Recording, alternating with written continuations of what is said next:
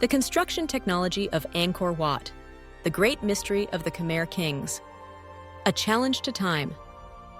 Nearly 900 years ago, in the heart of the mighty Khmer Empire, a structure was erected that challenged all contemporary laws of engineering and human endurance. That structure is Angkor Wat, with a stone mass of over 5 million tons, comparable to the Great Pyramid of Giza in Egypt, and with intricate carvings detailed down to the millimeter.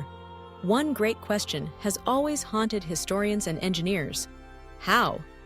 How could an ancient civilization, without modern machinery or steel cranes, build such a masterpiece?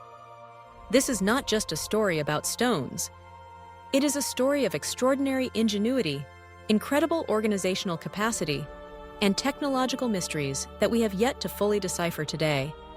Let us embark on a journey to explore the greatest secrets behind the construction of Angkor Wat. The journey of the stones, from the mountain's heart to the capital. The first mystery lies in the raw materials. Angkor Wat was built primarily from two types of stone. The foundations and hidden structural parts used laterite, a hard, porous, and locally available stone. But the entire main structure, the towers, and the thousands of square meters of decorative reliefs were made from sandstone, a finer stone that is easier to carve, but was not available anywhere near the construction site. Geologists have identified the main source of sandstone as Mount Kulen, located more than 40 kilometers northeast of Angkor Wat, separated by rivers and dense jungle. So, how did the Khmer transport millions of tons of sandstone, with many blocks weighing over 1.5 tons, across such a long and arduous distance? The answer is believed to lie in a genius hydraulic engineering system. The leading theory suggests that the Khmer dug a complex network of canals leading from the base of Mount Kulen, flowing into the Siem Reap River, then connecting to the Tonle Sap Lake, and finally channeling the water directly to the Angkor construction site. During the rainy season, when water levels were high, the giant stone blocks would have been placed on large bamboo rafts and floated down the canals. Even so, navigating multi-ton rafts through narrow channels would have required incredible coordination and skill. This was a colossal logistical undertaking, demanding the labor of tens of thousands of people over many decades, lifting 1,000-pound stones, the power of elephants and human ingenuity. Once the stones arrived at the site, an even greater challenge emerged: how to lift them to heights of several dozen meters and place them with precision. They had no cranes. Instead, they used a combination of clever methods. Elephants. Domesticated elephants were the heavy machinery of the Khmer Empire. They were used to pull large blocks across the ground and possibly to haul ropes in lifting systems. Pulleys and scaffolding. The Khmer created complex pulley systems from wood and rope braided from coir, the incredibly strong fiber of coconut husks. The entire structure was enveloped in a sturdy bamboo scaffolding system. Earthen ramps. The most important secret was likely the use of giant ramps made of earth and sand. As the walls were built higher, they would build these ramps up alongside them. The stone blocks would then be dragged up these ramps to be put into position. Only after the temple was completed were these massive ramps removed. This was a labor-intensive process that required patience and precise calculations to ensure the ramps were strong enough to support the 1,000-pound stones. The perfect joints, the secret of the Mortarless Technique. One of the most astonishing mysteries at Angkor Wat is that the stone blocks were stacked with perfection without using any binding agents like cement or mortar. The joints are so tight that you cannot slip a razor blade between them. So how did they do it? The answer lies in a masterful stoneworking technique. The sandstone blocks were roughly shaped at the quarry, then transported to the site for finishing. Here, artisans used a method of dry grinding. They would place the blocks on top of each other and rub them together, sometimes using water or wet sand as an abrasive, until their surfaces were perfectly flat and fit together absolutely. The immense weight of the stones themselves and the incredible friction between them have held the entire structure together for nearly a millennium.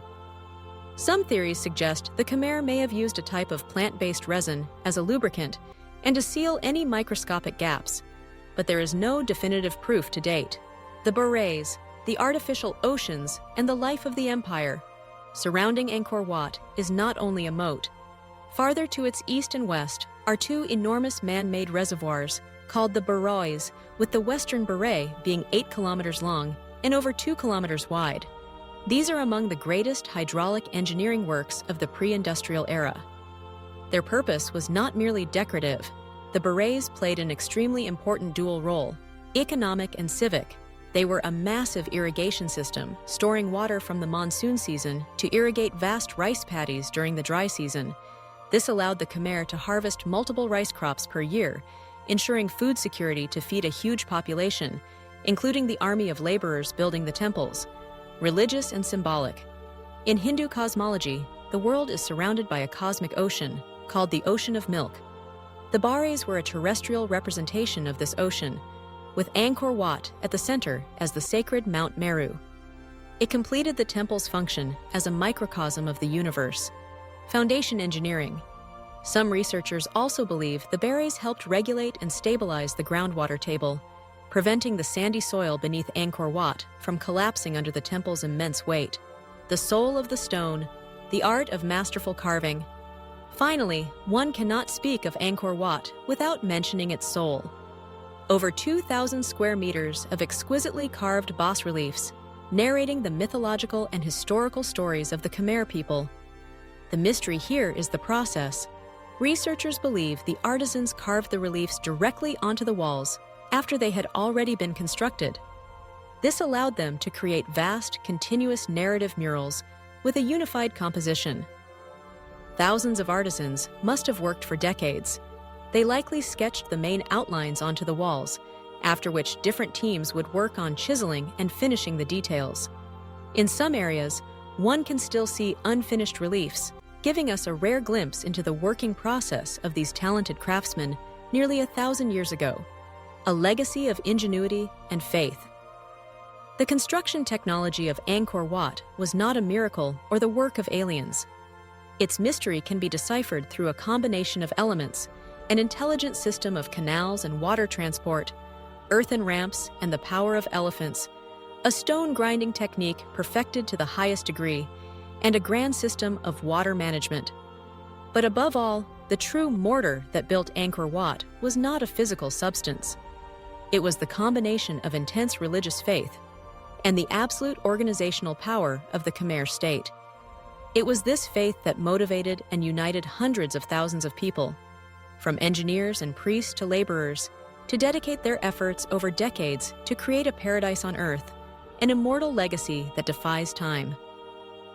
Thank you for joining us on this journey to explore the mysteries of Angkor Wat.